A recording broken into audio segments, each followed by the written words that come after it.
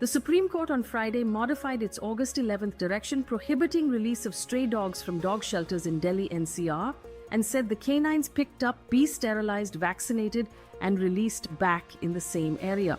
A three-judge special bench made it clear that this relocation shall not apply to dogs infected with rabies or suspected to be infected with rabies and those displaying aggressive behavior.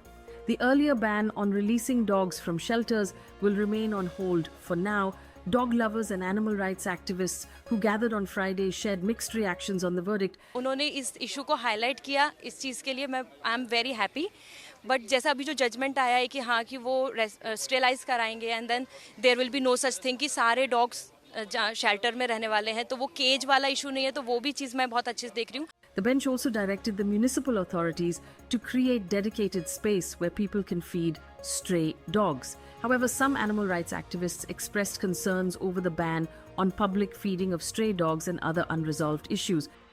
उन लोगों ने बहुत ही loop hole judgement निकाला जहाँ पे मुझे आधी चीज़ें समझ नहीं आ रही हैं. आपने बोला पब्लिक फीडिंग बैन कर देंगे. पब्लिक फीडिंग बैन करने से आप स्ट्रे एनिमल्स को कहाँ पे फीड करेंगे? स्ट्रे एनिमल्स पब्लिक में ही होते हैं, कम्युनिटी में ही होते हैं.